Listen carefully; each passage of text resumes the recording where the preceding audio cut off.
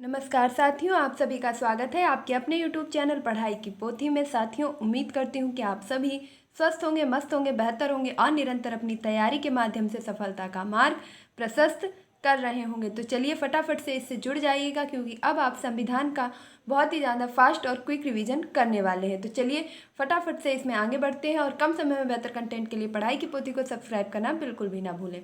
मेरी जिम्मेदारी है, मैंने पूरी जिम्मेदारी ली है कि मैं आपको सामान्य अध्ययन, इतिहास, भूगोल, नागरिक शास्त्र, इसके साथ साथ आपके करंट अफेयर्स का पूरा रिवीजन करवाऊंगी। तो मैं करवाऊंगी। अब वह आपका तरीका कोई भी हो सकता है। मैं महा मैराथन ला सकती हूँ, मैं मैराथन ला सकती हूँ, मैं टॉप 100 क्वेश्चन ला सकती हूँ, जो भी मुझे सुटेबल लगेगा। सबसे ज़्यादा मुझे सही लग रहा है कि मैं आपको टॉप 100 की श्रृंखला लगातार जारी रखूँ जब तक कि आपका पेपर नहीं हो जाता है, क्योंकि इस माध्यम से आप कम समय में बेहतर सीख पाएंगे और वीडियो काफ़ी लंबा हो जाने के कारण आपको एक उबाऊपन महसूस होता है। तो चलिए फटाफट से आगे बढ़ते हैं। संविधान सभा द्वारा राष्ट्रीय ध्वज को अपनाया गया। मोस्ट इंपॉर्टेंट क्वेश्चन है कि संविधान सभा के द्वारा राष्ट्रीय ध्वज को कब अपनाया गया। तो संविधान सभा के द्वारा राष्ट्रीय ध्वज को अपनाया गया था 22 जुलाई 1947 को। बिना रुके, बिना थके और निरंतर अपनी तैयारी को आगे बढ़ाते हुए हम आगे प्रश्न पर चलेंगे। राष्ट्रगान कब अपनाया गया। तो संविधान सभा के द्वारा जो राष्ट्रीय ध्वज है इसे 22 जुलाई 1947 को अपनाया गया था, जबकि जो राष्ट्रगान है इसे 24 जनवरी 1950 को अपनाया गया था। राष्ट्रगान को कब अपनाया गया था? 24 जनवरी 1950 को। अब राष्ट्रगान की बात आई है तो आप अभी से जान लीजिएगा कि प्रत्येक क्वेश्चन पर आपको बहुत ही शानदार व्याख्या मिलने वाली है। तो अब राष्ट्रगान से संबंधित हम जितने भी प्रश्न बनेंगे उनको एक बार देख लेंगे। तो राष्ट्रगान के रचयिता कौन है? राष्ट्रगान के रचयिता है रविंद्रनाथ टैगोर। बंगला भाषा में इसका शीर्षक क्या है? तो अमार सोनार बंगला। राष्ट्रगान को गाने में कुल कितना समय लगता है? तो 52 सेकेंड। इसको संक्षिप्त रूप से गाने में यदि बात की जाए, यानी कि प्रथम और अंतिम पंक्ति को सिर्फ यदि गाया जाए, तो कहते हैं कि संक्षिप्त रूप से गायन करने में कुल कितना समय लगता है? 20 सेकेंड का। अगला प्रश्न अगर मैं आपसे यह पूछ लूं कि राष्ट्रगान आपका रविंद्रनाथ टैगोर के द्वारा जो लिखा गया है इसे सर्वप्रथम कहाँ गाया गया था, इस चीज़ को आप मुझे कमेंट्स बॉक्स में बताएंगे। अगला प्रश्न है राष्ट्रीय गीत कब अपनाया गया। हमने राष्ट्रगान के बारे में चर्चा की, अब हम देखते हैं राष्ट्रीय गीत। राष्ट्रीय गीत हमारा कौन सा है? तो राष्ट्रीय गीत है वंदे मातरम, और इस वंदे मातरम गीत को 26 जनवरी 1950 को अपनाया गया था। वंदे मातरम गीत को 26 जनवरी 1950 को अपनाया गया था। अब इस गीत को लिखा किसने है? तो इस गीत के लेखक हैं बंकिम चंद्र चटर्जी। बंकिम चंद्र चटर्जी के एक उपन्यास जिसका नाम क्या है? तो आनंद मठ से यह राष्ट्रीय गीत उद्धृत किया गया है, जिसे सर्वप्रथम 1896 के कलकत्ता अधिवेशन में, जिसकी अध्यक्षता स्वयं रहमतुल्लाह कर रहे थे, उनके इस अध्यक्षता में इस राष्ट्रीय गीत को गाया गया था। और गाया किसने था यदि पूछ लिया जाए तो सर्वप्रथम यह गीत गाया था सरला देवी चौधरानी ने। अगला प्रश्न देखेंगे, संविधान की कुंजी किसे कहा जाता है? तो संविधान की कुंजी कहा जाता है प्रस्तावना को। सिर्फ 3 मिनट हुए हैं और अगर आप थोड़ा सा भी ध्यान दे रहे होंगे तो आप देख रहे होंगे कि आप 15 से 20 क्वेश्चन कर चुके हैं। अगला प्रश्न देख रहे हैं कि संविधान की कुंजी किसे कहा जाता है? तो संविधान की कुंजी कहा जाता है प्रस्तावना को। संविधान की कुंजी किसे कहा जाता है? प्रस्तावना को। भारतीय राजनीतिक व्यवस्था में सर्वोच्च क्या है? तो हमारी जो भारत की राजनीतिक व्यवस्था है इसमें सबसे प्रथम स्थान और सर्वोच्च स्थान दिया गया है भारत के संविधान को। भारत का संविधान सबसे अधिक सर्वोच्च है। अगला देखेंगे, संविधान में भारत को क्या कहा गया? तो हमारे भारत के संविधान में भारत को कहा गया है राज्यों का संघ। और अगर आपसे पूछ लिया जाए कि भारत को राज्यों का संघ किस अनुच्छेद में कहा गया है, तो भारत को राज्यों का संघ अनुच्छेद 1 में वर्णित है। अगला देखेंगे, भारतीय संविधान है, तो हमारा भारतीय संविधान किस प्रकार का है, इसका प्रारूप क्या है, रूपरेखा क्या है? तो हमारा जो संविधान है वह विश्व का सबसे बड़ा संविधान है। भारत का संविधान विश्व का सबसे बड़ा संविधान है और लिखित व्यापक संविधान है। कैसा संविधान है? लिखित है और व्यापक भी है। अगला देखेंगे, संविधान का स्वरूप क्या है?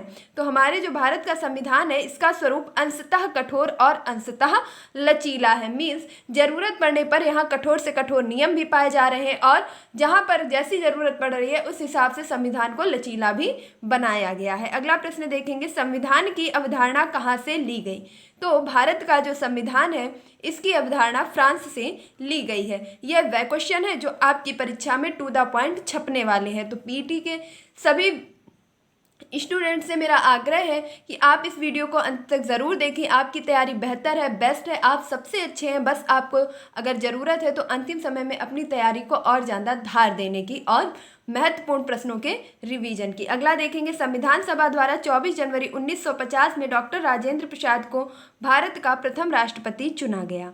संविधान सभा के द्वारा भारत का प्रथम राष्ट्रपति किसे चुना गया था? डॉक्टर राजेंद्र प्रसाद को। कब चुना गया था? तो 24 जनवरी 1950 को। 24 जनवरी 1950 को संविधान सभा के द्वारा डॉक्टर राजेंद्र प्रसाद को प्रथम राष्ट्रपति चुना गया था। अगला देखेंगे, संविधान की प्रस्तावना में 3 तरह का न्याय सामाजिक, आर्थिक और राजनैतिक वर्णित किया गया है। हमारे संविधान की जो प्रस्तावना है उसमें कितने प्रकार के न्याय की बात की गई है? तो 3 प्रकार का न्याय बताया गया है, सामाजिक न्याय, आर्थिक न्याय और राजनैतिक न्याय। अगला देखेंगे, 5 प्रकार की स्वतंत्रता का वर्णन किया गया है। अब ये स्वतंत्रता 5 प्रकार की कौन कौन सी है? तो विचार की स्वतंत्रता, अभिव्यक्ति की स्वतंत्रता, विश्वास, धर्म और उपासना की स्वतंत्रता। नेक्स्ट है, प्रस्तावना में 2 प्रकार के न्याय की बात की गई है। तो 2 प्रकार की समानता की बात की गई है। और ये समानता कौन कौन सी है? तो अवसर की समानता और प्रतिष्ठा की समानता। एक बार फिर से रिकॉल करेंगे, संविधान की प्रस्तावना में कितने तरीके का न्याय? तो 3 तरीके का, सामाजिक, आर्थिक, राजनीतिक। कितने प्रकार की स्वतंत्रता? 5 प्रकार की। देखिए स्वतंत्रता में कितने शब्द आ रहे हैं? 1 2 3 4 5 आ रहे हैं, अगर हम आधे ना को छोड़ दें तो 5 आ रहे हैं ना स्वतंत्रता में आपके अक्षर। तो स्वतंत्रता कितने प्रकार की? 5 प्रकार की, विचार, अभिव्यक्ति, विश्वास, धर्म और उपासना की। न्याय में कितने अक्षर आ रहे हैं? तो 3 आ रहे हैं, सामाजिक, आर्थिक और राजनीतिक। कितने प्रकार का न्याय? 3 प्रकार का। समानता, तो समानता बराबर करना है ना, तो समानता शब्द को ही हम बराबर अगर कर दें तो 2 इधर हो जाते हैं अक्षर और 2 इधर हो जाते हैं। तो कितने प्रकार की समानता? 2 प्रकार की। उम्मीद करती हूँ कि अब आप संपूर्ण जीवन में इस चीज़ को कभी भी नहीं भूल पाएंगे कि कितने प्रकार की संविधान में न्याय है, कितने प्रकार की स्वतंत्रता है, कितने प्रकार की समानता है। अगला प्रश्न देखेंगे, संविधान की समस्त शक्तियों का केंद्र बिंदु क्या है? तो संविधान की जो समस्त शक्तियां हैं उनका केंद्र बिंदु अकेले स्वयं एक ही वाक्य है और वह है हम भारत के लोग, जहां से हमारी प्रस्तावना प्रारंभ होती है। अगला देखेंगे, भारतीय संविधान का सर्वाधिक प्रभाव किस अधिनियम का है? तो हमारा जो भारतीय संविधान है वह जब बनकर के तैयार हुआ है तो उसको बनाने में जो सबसे ज़्यादा प्रभाव किस अधिनियम का प्रारूप होता है? मतलब ऐसा मालूम पड़ता है कि इसमें सबसे ज़्यादा इसी अधिनियम से चीज़ें ली गई हैं, तो वह है भारत शासन अधिनियम 1935। भारत शासन अधिनियम 1935 के सर्वाधिक प्रभाव भारतीय संविधान पर देखने को मिलते हैं। संविधान की सभा में कुल 15 महिलाओं में से एकमात्र मुस्लिम महिला कौन थी? तो बेगम अयाज रसूल।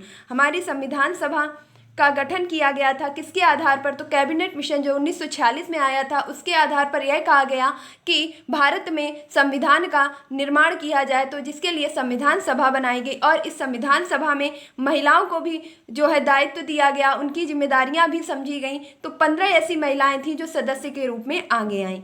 इन 15 महिलाओं में से एकमात्र आपकी मुस्लिम शासिका थी और वह थी बेगम अयाज रसूल। देखिए मैं बस इतना ही कहूँगी, सिर्फ 8 मिनट और आप सबसे ज़्यादा क्वेश्चनों को रिवाइज कर चुके हैं। मैं मानती हूँ आपको सब कुछ आ रहा होगा और अगर नहीं भी आ रहा है तो आप इसे सुनकर के सीखेंगे। अब आपको ज़रूरत है एक बेहतर रिवीजन की, ना कि कुछ भी नया सीखने की। तो चलिए अगले प्रश्न को देखते हैं, संविधान सभा की प्रथम बैठक कब हुई? तो संविधान का निर्माण मैंने जैसा कि बताया आपको कैबिनेट मिशन 1946 की संस्तुति के आधार पर किया गया, जिसमें आपके 3 सदस्य थे, जैसे कि आपके sir Stafford Cripps, Pethick Lawrence और ए बी अलेक्जेंडर। इसमें आपके पैथिक लॉरेंस को अध्यक्ष के रूप में चुना गया, नियुक्त किया गया। इसके तहत आपकी जब संविधान सभा की प्रथम बैठक आयोजित की गई तो वह तिथि थी 9 दिसंबर 1946। यह तिथियां आपसे टू द पॉइंट ऐसे ही पूछ ली जाती है कि संविधान सभा की प्रथम बैठक कब आयोजित की गई? तो 9 दिसंबर 1946 को। कहाँ पर की गई? तो नई दिल्ली के कौंसिल चैम्बर पुस्तकालय में संविधान सभा की प्रथम बैठक को आयोजित किया गया। इस बैठक के मुख्य तत्व क्या रहे, मुख्य तथ्य क्या निकले, कारण क्या बने? तो 9 दिसंबर 1946 को डॉक्टर सच्चिदानंद सिन्हा को अस्थायी अध्यक्ष चुना गया। क्यों चुना गया उसका भी कारण जान लीजिएगा, क्योंकि संविधान सभा में जो सबसे बुजुर्ग सदस्य थे वह आपके थे डॉक्टर सच्चिदानंद सिन्हा। तो इनकी उम्र और इनके तजुर्बे को देखते हुए इन्हें संविधान सभा का अस्थायी अध्यक्ष चुना गया। और इसके साथ साथ इस बैठक का, प्रथम संविधान बैठक का मुस्लिम लीग के द्वारा बहिष्कार किया गया और मोहम्मद अली जिन्ना ने पाकिस्तान के लिए अलग संविधान की मांग की। पाकिस्तान के लिए अलग संविधान की मांग किस बैठक में की गई? तो आप याद रखेंगे संविधान सभा की प्रथम बैठक 1946 में। किसके द्वारा की गई? तो मुस्लिम लीग के जो अध्यक्ष थे मोहम्मद अली जिन्ना के द्वारा। पाकिस्तान नामक शब्द किसने दिया है? तो पाकिस्तान शब्द सर्वप्रथम चौधरी रहमत अली के द्वारा प्रयोग किया गया था। अब हम देखेंगे संविधान सभा की द्वितीय बैठक। संविधान सभा की द्वितीय बैठक 11 दिसंबर 1946 को होती है, जिसमें संविधान सभा के स्थायी अध्यक्ष के रूप में डॉक्टर राजेंद्र प्रसाद को नियुक्त किया जाता है। संविधान सभा की तृतीय बैठक 13 दिसंबर 1946 को होती है। देखिए डेट बहुत आसानी से याद हो जाएंगी, 9, 11, 13। तो 13 दिसंबर 1946 को संविधान सभा की तृतीय बैठक होती है, जिसमें पंडित जवाहरलाल नेहरू उद्देश्य प्रस्ताव प्रस्तुत करते हैं और इस उद्देश्य प्रस्ताव को बाद में प्रस्तावना का आधार बना लिया जाता है। इस उद्देश्य प्रस्ताव को जो कि उन्होंने 13 दिसंबर 1946 को संविधान सभा में पेश किया था, कब अपनाया गया? तो 22 जनवरी 1947 को उद्देश्य प्रस्ताव को स्वीकृत करके इसके आधार पर प्रमुख समितियां निर्माण की गई। जैसे आपने सुना होगा कि ड्राफ्टिंग कमेटी या प्रारूप समिति या आपके झंडा समिति या संवैधानिक समिति, इस प्रकार की कई समितियों का निर्माण किसके आधार पर किया गया? तो उद्देश्य प्रस्ताव, जो कि 13 जुलाई 1946 को प्रस्तुत किया गया और जिसे 22 जनवरी 1947 को मान्य किया गया था। अगला देखेंगे संविधान सभा के संवैधानिक सलाहकार कौन थे? तो संविधान सभा के संवैधानिक सलाहकार थे बी.एन. राव। बी.एन. राव को संविधान सभा का संवैधानिक सलाहकार नियुक्त किया गया। इसके तहत जैसा कि मैंने आपसे अभी कभी बताया कि उद्देश्य प्रस्ताव को जब संस्तुति मिल गई थी, तो इसके आधार पर आपके संविधान का निर्माण करने के लिए कुछ कमेटियां बनाई गई, कुछ समितियां बनाई गई। उनमें से ही एक समिति थी आपकी प्रारूप समिति, और प्रारूप समिति में कुल कितने सदस्य थे? तो 7 सदस्य थे। अब इन 7 सदस्यों की प्रारूप समिति में अध्यक्ष कौन थे? तो इसके अध्यक्ष थे डॉक्टर भीमराव अंबेडकर। डॉक्टर भीमराव अंबेडकर प्रारूप समिति के अध्यक्ष के रूप में नियुक्त किए गए, जिसमें अन्य 6 सदस्य कौन से थे? तो एक बार आप ध्यान से देख लेंगे। N Gopalaswami Ayyangar, Alladi Krishnaswami Iyer, K M. मुंशी, मोहम्मद सादुल्ला, एन माधवराव, डी.पी. खेतान। और इनकी जब डी.पी. खेतान की मृत्यु हो जाती है, क्योंकि प्रारूप समिति का कार्य पूर्ण नहीं हो पाता है, तो इनके स्थान पर आपके टी.टी. कृष्णामाचारी की नियुक्ति कर ली जाती है। अगर आपको ये चीज़ें ट्रिक से याद करनी है और डिटेल में जानना है, तो आप मेरे द्वारा संविधान फॉर ऑल कॉम्पिटिटिव एग्जाम की प्लेलिस्ट में जाकर के एक एक टॉपिक को बहुत ही इत्मीनान से पढ़ सकते हैं। अगला देखेंगे संविधान निर्माण में कुल कितना समय लगा। मैं यहाँ पर हर चीज़ बहुत अच्छे से अगर डिफाइन करूँगी तो एक एक टॉपिक में आपके कम से कम 20-20 मिनट चले जाएंगे। और चूंकि परीक्षा बिल्कुल सर पर आ चुकी है, तो अब समय है रिवीजन का। संविधान निर्माण में कुल कितना समय लगा था? तो 2 वर्ष 11 माह 18 दिन में हमारा संविधान बन करके तैयार हो गया था। संविधान के प्रारूप पर कुल कितने दिन बहस हुई? तो संविधान के प्रारूप पर कुल 114 दिन चर्चा या बहस होती रही। अगला देखेंगे संविधान सभा द्वारा संविधान कब अपनाया गया? तो संविधान सभा के द्वारा संविधान 26 नवंबर 1949 को अपना लिया गया था। देखिए मैंने क्या कहा है, संविधान सभा के द्वारा, ना कि भारत की जनता के द्वारा। तो संविधान की सभा जो थी, जिसमें जितने सदस्य थे, जिन लोगों ने संविधान का निर्माण किया था, उनके द्वारा इस संविधान को कब अपना लिया गया? 26 नवंबर 1949 को। अब इसी तिथि को, क्योंकि इस तिथि को हम याद रखें और हमेशा यह ध्यान रखें कि यह तिथि हमारे भारत के संविधान निर्माण की तिथि है, इसलिए इसी तिथि को हम विधि दिवस या कानून दिवस के रूप में आज भी मनाते हैं, और इसी तिथि को दुग्ध दिवस भी मनाया जाता है। अगला देखेंगे 26 नवंबर 1949 को संविधान में कुल कितने अनुच्छेद थे? तो जब हमारा संविधान बनकर के तैयार हुआ था 26 जनवरी 1949 को, उस समय संविधान में कुल 395 अनुच्छेद, 22 भाग और 8 अनुसूचियां थी। देखिए बहुत ही इत्मीनान से समझिएगा कि जब संविधान बनकर के तैयार हुआ था तो उस समय कितने अनुच्छेद थे? 395 अनुच्छेद, 22 भाग और 8 अनुसूचियां। अभी अगर मैं आपसे कहूँ कि वर्तमान में कितने अनुच्छेद हैं, तो कुल 444 लगभग अनुच्छेद हैं और 22 भाग हैं। इसके साथ साथ आपकी अनुसूचियां 8 से बढ़कर के कितनी हो गई हैं? 12। 4 नई अनुसूचियों को जोड़ दिया गया है। अब वे 4 नई अनुसूचियां कौन सी हैं, कैसे जोड़ी गई, क्यों जोड़ी गई, उनके बारे में भी हम आगे चर्चा करेंगे। 26 जनवरी 1950 को संविधान भारत को समर्पित किया गया। अभी अभी मैंने बताया कि संविधान सभा के द्वारा संविधान को 26 नवंबर 1949 को, जब संविधान 26 नवंबर 1949 को संविधान सभा के द्वारा अपना लिया गया, उसके बाद क्या किया गया कि इसी संविधान को भारत की जनता को समर्पित किया गया। भारत में यह सूचित किया गया, आम लोगों को यह बताया गया कि आपके लिए एक कानून निर्माण किया गया है, संविधान बनाया गया है। और यह सूचना कब दी गई? तो 26 जनवरी 1950 को भारत के लोगों को संविधान समर्पित कर दिया गया।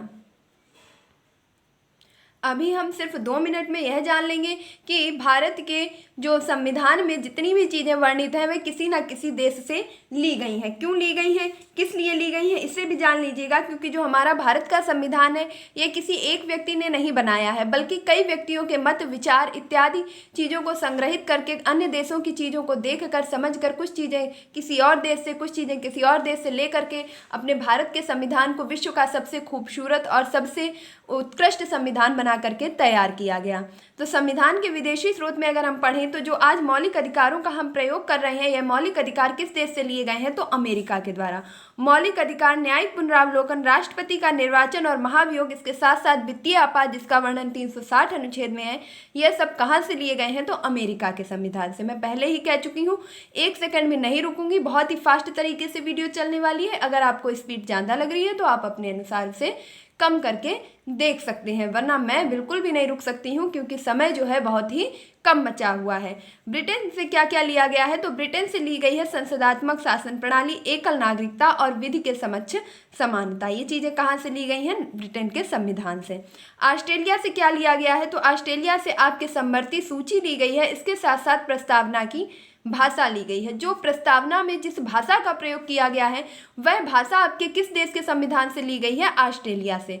और यदि आपसे यह पूछ लिया जाए कि प्रस्तावना कहाँ से ली गई है, तो अमेरिका से ली गई है। आयरलैंड से नीति निर्देशक तत्व लिए गए हैं। आयरलैंड से क्या लिया गया है? नीति निर्देशक तत्व लिए गए हैं। और राज्यसभा में जो राष्ट्रपति के द्वारा 12 व्यक्ति मनोनीत किए जाते हैं, यह प्रक्रिया भी आयरलैंड से ली गई है। जर्मनी के संविधान से आपातकालीन शक्तियाँ ली गई हैं और कनाडा के संविधान से संघीय शासन प्रणाली ली गई है। इसके साथ साथ रूस के संविधान से हमने मौलिक कर्तव्य लिए हैं। बहुत ही ज़्यादा मोस्ट इंपॉर्टेंट 2 से 3 चीज़ें बताऊंगी, भूलिएगा नहीं। एक बार इन चीज़ों को मैं पूरा बता दूं, उसके बाद में इंपॉर्टेंट चीज़ें बताऊंगी। दक्षिण अफ्रीका से संविधान संशोधन प्रक्रिया ली गई है जिसका वर्णन संविधान के अनुच्छेद 368 में है। जापान के द्वारा विधि के द्वारा स्थापित प्रक्रिया, यानी कि विधि के समक्ष जो स्थापित प्रक्रिया है वह जापान के संविधान से ली गई है। अब मैं इंपॉर्टेंट चीज़ें बताऊंगी जिन्हें आपको नहीं भूलना है। सबसे पहले मौलिक अधिकार अमेरिका के संविधान से, प्रस्तावना अमेरिका से, प्रस्तावना की भाषा ऑस्ट्रेलिया से, आपातकालीन शक्तियां जर्मनी से, आयरलैंड से नीति निर्देशक तत्व। इसके साथ साथ आप याद रखेंगे कि मौलिक कर्तव्य रूस से और संघीय शासन प्रणाली कनाडा से। अगला प्रश्न देखेंगे। आइवर जेनसिंग ने संविधान को उधार का थैला तथा वकीलों का स्वर्ग की संज्ञा दी है। अब चूंकि जो हमारा संविधान है वह मैंने पहले ही कहा कि किसी एक देश से या किसी एक व्यक्ति के मत से नहीं बनाया गया है। इसको जब बनने में 2 वर्ष 11 माह 18 दिन का समय लगा है, तो कितने ही व्यक्तियों ने इसमें सहयोग किया और कितने ही विचार इसमें आए और गए होंगे। उसके बाद इस उत्कृष्ट संविधान को निर्मित किया गया होगा। तो इन कई देशों से कई चीज़ों को लेने के कारण सर आइवर जेनसिंग ने इसे उधार के थैले की संज्ञा दी है। अगला देखेंगे, विश्व का प्रथम लिखित संविधान कौन सा है? तो पूरे विश्व में जो सबसे पहले संविधान लिखा था वह देश था अमेरिका। अमेरिका ने अपना संविधान विश्व में सबसे पहले लिखा था और वह भी कब? तो 1791 में। परंतु आप जान करके हैरान होंगे कि इसका संविधान कितना बड़ा है। तो कुल इसमें 7 अनुच्छेद हैं और मात्र 26 पेज हैं। अगला देखेंगे, प्रस्तावना अमेरिका तथा प्रस्तावना की भाषा ऑस्ट्रेलिया से ली गई है। अभी अभी मैंने आपको बताया। संविधान निर्माण हेतु अंबेडकर द्वारा कुल 60 देशों के संविधान का अध्ययन किया गया। जो हमारा संविधान आज बनकर के तैयार हुआ है, जिसे हम गर्व से कहते हैं कि हम कानून का उपयोग करें, यह कानून हमें कहाँ से मिला? यह कानून बनाने में लोगों ने इसके पीछे बहुत ही ज़्यादा मेहनत की है। और स्वयं भीमराव अंबेडकर, जिन्हें हमने कह सकते हैं कि सबसे ज़्यादा पढ़े लिखे व्यक्ति उस समय सिर्फ भीमराव अंबेडकर ही थे, और उन्होंने संविधान को बनाने के लिए, निर्मित करने के लिए, क्योंकि हमारे भारत के संविधान में कोई त्रुटि ना रह जाए, कोई कमी ना रह जाए, इसलिए उन्होंने कम से कम 60 देशों के संविधान का अध्ययन किया। आपको जान करके हैरानी होगी कि आप में से ऐसे कितने लोग हैं जिन्होंने संविधान के पूरे पूरे अनुच्छेद याद कर लिए हैं। मुझे लगता है शायद 2, 4 या 6 लोग, इससे ज़्यादा नहीं। लेकिन भीमराव अंबेडकर के द्वारा सिर्फ एक संविधान नहीं बल्कि 60 देशों के संविधान का अध्ययन किया गया। तो आप समझ सकते हैं कि वह कितने ज़्यादा जो है बुद्धिमान रहे होंगे। अगला हम देखेंगे भारतीय संविधान किसके द्वारा लिखा गया। तो भारतीय संविधान लिखा किसने है, तो प्रेम बिहारी नारायण राय जादा। प्रेम बिहारी नारायण राय जादा के द्वारा भारतीय संविधान को लिखा गया है। संविधान में वर्तमान में कितने अनुच्छेद हैं, तो मैंने अभी अभी आपको बताया कि जब 26 जनवरी 1950 को संविधान भारत की जनता को समर्पित किया गया, उस समय कुल 395 अनुच्छेद, 22 भाग और 8 अनुसूचियां थी, जबकि वर्तमान में 444 अनुच्छेद, 22 भाग और 12 अनुसूचियां हैं। मैं बार बार आपसे अनुसूचियों की बात कर रही हूँ, तो एक बार लाजमी बनता है कि हम अनुसूचियों के बारे में भी चर्चा कर ही लेते हैं, क्योंकि यहाँ से आपका एक नंबर फिक्स है। तो मूल संविधान में 8 अनुसूचियाँ, वर्तमान में 12 अनुसूचियाँ। अब पहली अनुसूची का संबंध किससे है, तो पहली अनुसूची का संबंध संघ और राज्य क्षेत्र से है। वर्तमान में कुछ कितने संघ शासित प्रदेश हैं, 8, और राज्य कितने हैं, तो 28। दूसरी अनुसूची का संबंध किससे है, तो वेतन एवं भत्ते से संबंधित है। जो भी पदाधिकारियों के वेतन और भत्ते होते हैं उनका वर्णन संविधान की अनुसूची दूसरी में किया गया है। तीसरी अनुसूची शपथ से संबंधित है, जिसमें पदाधिकारियों की शपथ का वर्णन किया गया है। चौथी अनुसूची में राज्यसभा में सीटों का आवंटन, यानी कि राज्यसभा में किस प्रकार कितने सदस्य संख्या पर आपके सीटों का एक व्यक्ति का 2 व्यक्ति का आवंटन किया जाएगा, यह सभी प्रक्रिया कहाँ वर्णित की गई है, संविधान की चौथी अनुसूची में। पांचवी अनुसूची का संबंध है अनुसूचित जाति जनजाति प्रशासन व नियंत्रण से। पांचवी अनुसूची के द्वारा हम अनुसूचित जाति जनजाति के प्रशासन और नियंत्रण के बारे में जानते हैं। छठवीं अनुसूची के द्वारा हमें असम, मेघालय, त्रिपुरा और मिजोरम के जनजातीय समूह नियंत्रण और प्रशासन के बारे में जानकारी प्राप्त होती है। इन चारों राज्यों को ध्यान से सुन लीजिएगा, समझ लीजिएगा। असम, मेघालय, त्रिपुरा, मिजोरम के प्रशासनीय शासन का वर्णन किस अनुसूची में किया गया है, तो छठवीं अनुसूची में। सातवीं अनुसूची का संबंध आपका है केंद्र व राज्य में शक्तियों का विभाजन। केंद्र और राज्य इन दोनों में किस प्रकार शक्तियां विभाजित की जाएंगी, किस प्रकार ये अपनी शक्तियों का प्रयोग करेंगे, इसका वर्णन अनुसूची 7वीं में आपके वर्णित है। अब संघ सूची में कितने विषय हैं, तो 7वीं अनुसूची के अंतर्गत आपके 3 प्रकार की सूचियां बताई गई, जिसमें संघ सूची, राज्य सूची और समवर्ती सूची है। तो संघ सूची में कुल 100 विषय हैं, वहीं राज्य सूची में 61 विषय हैं और समवर्ती सूची में 52 विषय हैं। संघ सूची पर विषय जो होते हैं आपके, इन पे कानून संघ सरकार बनाती है, राज्य सूची पर राज्य सरकार बनाती है, परंतु यदि इसमें संघ सरकार चाहे, यानी कि केंद्र सरकार चाहे, तो हस्तक्षेप कर सकती है, और समवर्ती सूची पर केंद्र व राज्य दोनों मिलकर के कानून बनाते हैं। अगला देखेंगे 8वीं अनुसूची। 8वीं अनुसूची में 22 भाषाओं का उल्लेख किया गया है। अब ये 22 भाषाएं कौन कौन सी हैं, इन्हें भी जान लीजिएगा, क्योंकि यकीन मानिए आपका प्रश्न कई बार परीक्षा में पूछा जा चुका है कि निम्न में से कौन सी भाषा 8वीं अनुसूची में वर्णित नहीं है। तो वहाँ पर हमें कन्फ्यूजन की एक स्थिति बन जाती है, इसलिए हम 14 भाषाओं, जो कि संविधान के मूल, जब संविधान आपका था 1950 में, उस समय संविधान में मात्र 14 भाषाएं थीं। इसके बाद आपके और भाषाएं जोड़ी गईं और अभी वर्तमान में कुल 22 भाषाएं हैं। अब कौन सी भाषा किस संविधान संशोधन के द्वारा जोड़ी गई, उसे भी देख लीजिएगा। तो 21वां संविधान संशोधन 1967 के द्वारा सिंधी भाषा को 8वीं अनुसूची में जोड़ा गया। सिंधी सड़सठ। सिंधी को किस संविधान संशोधन के द्वारा, 1967, 21वां संविधान संशोधन। और 21 के बाद फिर तुरंत 21 के बाद 71वें संविधान संशोधन के द्वारा 1992 में नेपाली, मणिपुरी और कोंकणी नामक, यानी कि नेपाली, मणिपुरी और कोंकणी 3 भाषाओं को 71वां संविधान संशोधन 1992 के द्वारा जोड़ा गया। अब 21, 71 और 92वां संविधान संशोधन देखिए, 1 और 1 2, 7, 2, 9, अगर आप 21 और 71 को जोड़ेंगे तो 92 बन जाएगा। और 92वां संविधान संशोधन 2003 में किया गया। इसमें कुल 4 भाषाएं जोड़ी गई और वह 4 भाषाएं थी वोडो, डोगरी, मैथिली और संथाली। वोंडो, डोगरी, मैथिली और संथाली। अगला प्रश्न देखेंगे 9वीं अनुसूची। 9वीं अनुसूची में किसका वर्णन है, तो 9वीं अनुसूची में भूमि अधिग्रहण या संपत्ति अधिग्रहण की विधियों का वर्णन किया गया है। अब मैंने कहा कि मूल संविधान में 8 अनुसूचियां थी, तो ये 9वीं कहाँ से आ गई। 9वीं जो अनुसूची है, प्रथम संविधान संशोधन 1951 के द्वारा संविधान में जोड़ी गई है। जैसे ही आपका संविधान 1950 में लागू किया गया, उसके तुरंत 1 वर्ष बाद पहला संविधान संशोधन कर दिया गया 1951 में, और जिसके तहत आपके संविधान में 9वीं अनुसूची जोड़ दी गई।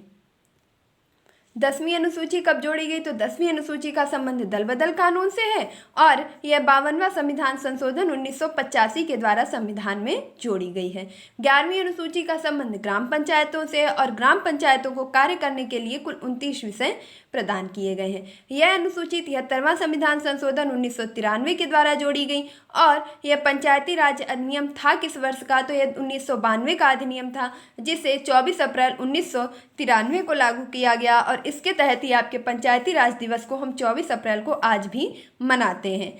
पंचायती राज व्यवस्था जो है आपकी भारत में कितने प्रकार की है? तो 3 प्रकार की है, यानी कि ग्राम पंचायत, क्षेत्र पंचायत और जिला पंचायत। इसकी देन कौन है, इसे किसने दिया है? तो बलवंत राय मेहता ने। अगर आपसे प्रश्न पूछा जाए कि त्रिस्तरीय पंचायती राज व्यवस्था किसकी देन है, तो बलवंत राय मेहता का है। इसके अंतर्गत कौन कौन से 3 स्तर हैं? तो ग्राम पंचायत, क्षेत्र पंचायत और जिला पंचायत।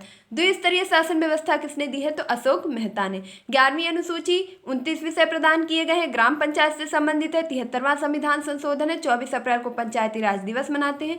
बार बार ये चीजें अब आपको नहीं मिलेंगी। अब ये समझ लीजिएगा कि ये आप जो भी पढ़ रहे हैं ये अंतिम बार आप पढ़ रहे हैं और अंतिम बार रिवीजन हो रहा है। अब समय इतना नहीं बचा है। अगला देखेंगे 12वीं अनुसूची का संबंध किससे है? तो 12वीं अनुसूची का संबंध नगर निगम से है और यह कब जोड़ी गई? तो 73वें के बाद जस्ट अगली बार आपका 74वां संविधान संशोधन 1993 में ही किया गया और इसके तहत नगर निगम को कार्य के लिए कुल 18 विषय प्रदान किए गए। जो विषय बता रही हूँ टू द पॉइंट, एक नहीं कई बार पूछे जा चुके हैं कि ग्राम पंचायत को कार्य करने के लिए कितने विषय? 29 विषय और 12वीं अनुसूची में नगर निगम को कार्य करने के लिए 18 विषय प्रदान किए गए हैं। अगला प्रश्न देखेंगे, राष्ट्रीय गान कब अपनाया गया? अभी आपको बताया था 24 जनवरी 1950 को।